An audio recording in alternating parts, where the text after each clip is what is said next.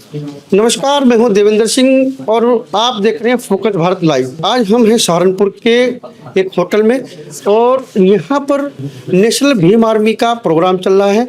आज वैसे तो ये प्रोग्राम कई मुद्दों पर था। आज शौर्य दिवस भी है, 1 जनवरी है और नेशनल भीम आर्मी के लोगों ने शौर्य दिवस की शुरुआत भी सहारनपुर में करी है और यहाँ पर बड़े बड़े इनके जो पदाधिकारी लोग आए हुए हैं। Bhim army national Bhim army बन गई है, एक भीम आर्मी है, एक नेशनल भीम आर्मी है।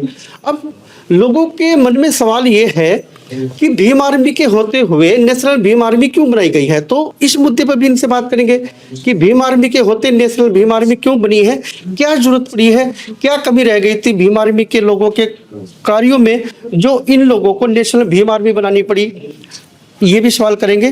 तो हमारे बीच में है संजय कटारिया जी। संजय कटारिया जी नेशनल भीम आर्मी के पदाधिकारी है, इनसे बात करते हैं। पब्लिक के मन में ये सवाल है, पूरे देश भर में भीम आर्मी चल रही है, चंद्रशेखर की भीम आर्मी चल रही है, तो आप लोगों को ये नेशनल भीम आर्मी बनाने की क्या आवश्यकता पड़ी? मेरा नाम संजय कटारिया है। देखिए, नेशनल भीम आर्मी सामाजिक संगठन है और समाज के बीच में समाज की लड़ाई लड़ता है। संवैधानिक दायरे में आकर समाज की लड़ाई लड़ते हैं और उस राजनीतिक पार्टी से उसका कोई लेना देना नहीं। भीम आर्मी आज राजनीतिक पार्टी के रूप में तब्दील हो चुकी है और राजनीतिक पार्टी के साथ में सभी लोगों का सोच नहीं मिलती। वो कहीं ना कहीं अपनी हित की लड़ाई लड़ती है, लेकिन नेशनल भीम आर्मी दलित समाज की, दबे कुचलों की, अल्पसंख्यकों की लड़ाई लड़ने के लिए बनाई गई है। इसी परिप्रेक्ष्य में जो है नेशनल भीम आर्मी काम कर रही है। मेरा सवाल ये है आपसे कि काम तो वो लोग कर रहे हैं, लोगों का मानना है कि वो बहुत काम कर रहे हैं, तो आपको ऐसा क्या दिखा कि उनका काम सही नहीं है या उनके काम में किसी तरह की कमी नजर आई है जो आपको भी आप संजय कटारिया हैं, लोकेश कटारिया को ये नेशनल भीम आर्मी बनाने की जरूरत पड़ी? देखिए, ये तो रिसेंटली आप अभी का नया मुद्दा ले दीजिए जो 17 तारीख के जिसपे अमित शाह जी ने जो बाबा साहब के ऊपर गंदी टिप्पणी की है, उसी पर चंद्रशेखर जी चुप हैं। तो कहीं ना कहीं अपने मुद्दों से भटक गए हैं और समाज की जो बात रखनी थी उससे भटक गए। बाबा साहब का जो मिशन था उससे भी वो भटक गए हैं।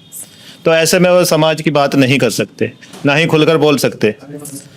तो नेशनल भीम आर्मी और भीम आर्मी का कोई आपस का जो है कोई तालमेल बैठता ही नहीं। इस वजह से उनके मुद्दे अलग है, हमारा समाज की लड़ाई है और समाज की लड़ाई अलग, विचारधारा भी अलग है, मुद्दे भी अलग है। महिलाएं भी हमारे साथ में हैं और ये महिलाएं जो हैं ताकत देती हैं पुरुषों को, समाज को ताकत देती हैं और इनकी राय लेना, इनका होना भी लाजमी होता है। मैडम से पूछते हैं कि भीम आर्मी में है, नेशनल भीम आर्मी में है और इनकी क्या राय है, ये नेशनल भीम आर्मी में क्या कर रही है और किस तरह की विचारधारा को ये फॉलो करती है? मैम जी, जय संविधान। मैम, जैसे कि मेरा सवाल सर से भी था, आपसे भी सवाल है। आप मातृशक्ति हैं जी और हमारे समाज की आप भी एक नींव हैं, क्योंकि आप ही समाज को बनाती हैं, महिलाओं से ही हमारा समाज बनता है। तो आप यहाँ नेशनल भीम आर्मी में आए हैं, क्या सोच के रहे हैं और आपको क्या कमी दिखाई दी भीम आर्मी में जो आप नेशनल भीम आर्मी में आई हैं और आपकी विचारधारा अलग कैसे है? देखो, मैं कहूँगी जैसे कि अभी ये संगीता बहन जी और सीमा बहन जी के साथ हुआ और हमारे जो लोकेश भाई है, नेशनल भीम आर्मी जो हमारा संगठन है, इन भाई ने उसके लिए बहुत मेहनत करी, जो काम कोई और नहीं करा। इन्होंने लड़ाई लड़ी। किस तारीख को हमारी महापंचायत हुई जिला सहारनपुर के अंदर और उन्हें आश्वासन भी दिया और हम लोग गए भी, उनसे मिले भी। उनके लिए जो लड़ाई लड़ रहे हैं हमारे भाई साहब लोकेश कटारिया जी, मैं चाहती हूँ, क्योंकि ये मैंने नहीं देखा जो और जो पार्टी लड़ रही है, जो लड़ रही है पार्टी मैंने नहीं देखा, लेकिन जैसे इनके अंदर ये जज्बा है महिलाओं के लिए, महिलाओं के प्रति, मैं चाहूँगी ऐसा जज्बा मैंने नहीं देखा। मैं क्यों आई नेशनल भीम आर्मी में? क्योंकि ये सबसे पहले मातृशक्ति को मान सम्मान दे रहे हैं। महिला शक्ति, मातृशक्ति, महिला शक्ति। हाँ जी, जी जी, इसीलिए मैं लोकेश भाई जी के साथ में आई हूँ। ठीक है, आपका पूरा सहयोग इनके साथ है। हाँ जी। चलिए, और संजय जी, मेरा एक सवाल था। लोकेश कटारिया जी से जब मेरी बात हुई थी तो लोकेश कटारिया जी ने ये कहा है भीम आर्मी के चंद्रशेखर, आजाद समाज पार्टी के चंद्रशेखर, बीजेपी उनको फंडिंग करती है और वो बीजेपी के बताए हुए रास्ते पर चल रहे हैं और बीजेपी के खड़े किए हुए हैं, तो आपके इस पर क्या राय है? लोकेश कटारिया जी देखिए, का- मैं एक बात कहूंगा, चंद्रशेखर जी जिस दिन पहली दफे लोकसभा में गए तो लोकसभा में जाते ही उन्होंने सबसे पहले धन्यवाद लोकसभा अध्यक्ष ओम बिरला जी का करा। और ओम बिरला जी का धन्यवाद करते उन्होंने कहा कि मुझे उस समय उन्होंने मदद की थी, सहयोग किया था। वो एक बड़ा सा सीधा सीधा क्या नाम जो है खुलासा करता है कि कहीं ना कहीं उनकी साठगांठ उनसे है। और आज बाबा साहब का अपमान होने के बावजूद भी वो सड़कों पे नहीं है। नहीं, उन्होंने तो कार्यक्रम करो, घर में बैठ जाओ। उन्होंने नेशनल भीम आर्मी से पहले और बहुजन समाज पार्टी से पहले उन्होंने भी देशव्यापी आंदोलन करे हैं। कितने दिन किया है?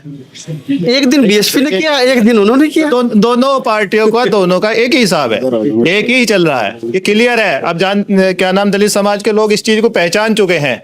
उनका विश्वास बहन जी से भी उठ गया है और उनका विश्वास चंद्रशेखर आजाद से भी उठ चुका है। आज दलित समाज चाहता है कि कहीं ना कहीं उनकी लड़ाई लड़ने वाले जो है ईमानदार लोग हों।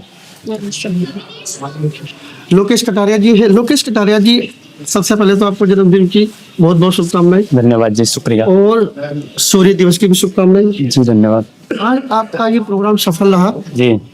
और आपने आज ये कहा था कि हम आज जो चंद भीम आर्मी है या आजाद समाज पार्टी है उसका खुलासा करेंगे, जी। तो उस पर आप क्या टिप्पणी देंगे समाज को? क्रांतिकारी जय भीम, नमो बुद्धाय, जय संविधान, जय भारत। समस्त देशवासियों को नववर्ष और शौर्य दिवस की हार्दिक शुभकामनाएं नेशनल भीम आर्मी की ओर से। मैं बता देना चाहता हूं, जो खुलासे वाली बात है, आज समाज धीरे धीरे जानता है कि हमारे बड़े भाई चंद्रशेखर जी को फंडिंग से लेकर सिक्योरिटी दिखाने तक सब कुछ बीजेपी का प्री प्लान है।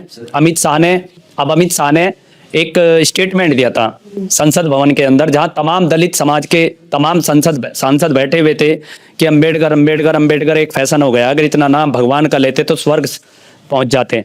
मैं ये पूछना चाहता हूं दलित सांसदों से या चंद्रशेखर से, जो मूंछों पर ताव देते हैं और बड़े बड़े प्रदेशों में जाकर दावे करते हैं भीम आर्मी मैदान में या आजाद समाज पार्टी मैदान में बहन बेटियों के सम्मान में, वे बोले क्यों नहीं?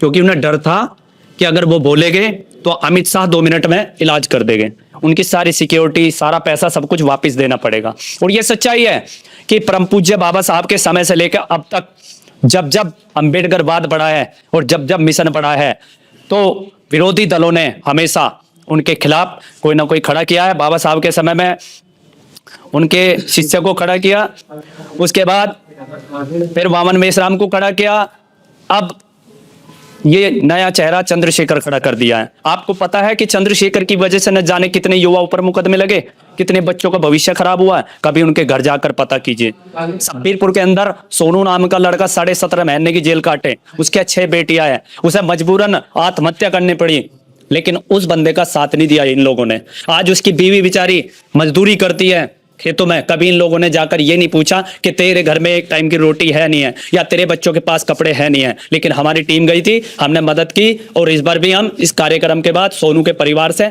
अन्य लोगों के बीच में जाएगा। और एक चीज और बता दूं मान्यवर, सहारनपुर जिले के अंदर 2 बहनों के साथ सामूहिक बलात्कार किया गया, लेकिन चंद्रशेखर भाई सहित उनके एंड कंपनी टोटल सबके सब चुप्पी लगाए बैठे थे, क्योंकि उनको ये डर था कि अगर तुम बोलोगे तो आया इमरान मसूद तुम्हारे ऊपर बुलडोजर चलवा देगा। उन्हें डर इमरान का भी था और डर बीजेपी का था। अभी जो समाज के सवाल आपकी तरफ आ रहे हैं, क्योंकि आप भी उसी समाज से हैं, चंद्रशेखर भी उसी समाज से हैं, तो उन लोगों के सवालों के जवाब में आप क्या कहना चाहेंगे? वो जो लोग सवाल कर रहे हैं, आप पे सवाल खड़े कर रहे हैं, उस पर आप क्या कहेंगे? मैं तो एक ही बात कहूंगा, देखो चंद्रशेखर अपनी जगह अपना काम कर रहा है, वो राजनीति कर रहा है और हमें राजनीति नहीं करनी। हम एक सामाजिक संगठन चला रहे हैं, जहां इन लोगों की औकात नहीं आवाज उठाने की, वहां हम दम रखते हैं। नेशनल भीम आर्मी दम रखती है कि वहां आवाज उठाएंगे। और इसका विकल्प एग्जाम्पल मैं सहारनपुर के 2 केसों का अभी दे सकता हूं जस्ट। और रही बीजेपी से, मेरे पास तमाम सबूत है जहां बीजेपी से इनकी साठगांठ है। आजाद समाज पार्टी के लोग, भीम आर्मी के लोग आप पर यह आरोप लगा रहे हैं कि आप भी तो आपको जो आप ये जो व्यवस्था कर रहे हैं, आपको जो इतना बड़ा तामझाम खड़ा कर रहे हैं, इतनी बड़ी आर्मी आप बना रहे हैं, आपको बीएसपी के लोग, आपको मायावती की तरफ से फंडिंग आ रही है। अगर मुझे फंडिंग आती तो मैं लोकल ट्रेनों में धक्के खाता। अगर मुझे फंडिंग आती तो मैं किराया मांग के ले जाता। अगर मुझे फंडिंग आती तो यहाँ इतने से आदमी नहीं थे, सबको 500-500 रुपए देकर ट्रैक्टर ट्रॉली भरवा कर एक पौवा प्या के जैसे लोग करते हैं। समाज के युवाओं को बढ़ा नहीं रहे, समाज के लोगों के बीच में जाते हैं, उन्हें पौवे के पैसे देते हैं, बिरयानी खुवाते हैं, जाओ फिर है ना कटवाने का काम करते हैं, हम वो काम नहीं करते। तो ऐसा क्या हो कि आप दोनों भाई समाज से, एक ही समाज से हैं, आप दोनों भाई एक साथ मिलकर काम करें, उसके लिए क्या करना चाहिए? देखो उसके लिए कहीं ना कहीं झुकना पड़ेगा इन लोगों को। हर जगह हम लोग नहीं झुकेंगे, हम बहुत झुक लिए और कहना हम झुकेंगे नहीं, बहुत झुक लिए। और ये लोग झुकना नहीं चाहते, झुकना तो पड़ेगा। समाज से बढ़कर कोई नहीं हो सकता। समाज के लिए, समाज के युवाओं के लिए, समाज की महिलाओं के लिए, अपने समाज के लोगों के लिए क्या संदेश? मेरा तो यही संदेश है कि सही और गलत की पहचान करो, अपनी सोच समझ का इस्तेमाल करो, दिमाग का इस्तेमाल करो और अपने बच्चों को शिक्षित करो। एक समय भूखे रहो। किसी नेता ने, किसी लीडर ने आज तक ये नहीं कहा कि अपने बच्चों को IPS, IAS, PCS, engineer, doctor, वकील बनाओ। बस क्रांतिकारी बनाओ, इन पर लठ चलवाओ, इन्हें बेचारों को रोड पे मरवाओ। आज तक मेरा सवाल है शेखर भाई से और खुला आपके मीडिया के माध्यम से कहना चाह रहा हूं, अगर चंद्रशेखर भाई वाकई में ही सच्चाई है और वाकई में हितैषी है, तो वो जितना इन्होंने पैसा गबन किया है समाज का सब्बीरपुर के नाम से, 8 प्रोटेस्ट हुए दिल्ली के अंदर, उस पैसे का हिसाब समाज के बीच में रखें। जिन लड़कों पे मुकदमे लगे उनका भविष्य लौटा दें। जिन बहन बेटियों के साथ बलात्कार, हत्याएं, अत्याचार होते हैं और उन पर ये लोग दलाली करते हैं, उनका वो फ्यूचर लौटा दे। मेरा ये सवाल है और मेरे सवाल का अगर इनके अंदर जवाब देने की औकात है तो दे। मैं डिबेट से डरता, इनके सामने से डरता, क्योंकि हमने खोया है। हम बहुत कुछ बर्बाद कर चुके हैं और हमारे समाज के युवा बहुत बर्बाद हो चुके हैं। बाबा साहब ने कभी ये नहीं कहा कि तुम डंडे उठाओ और रोड पर चढ़ दो। बाबा साहब ने कहा था कलम का इस्तेमाल करो। कलम में वो ताकत होती है कि 1000 तोपों को तोड़ने का कार्य करती है।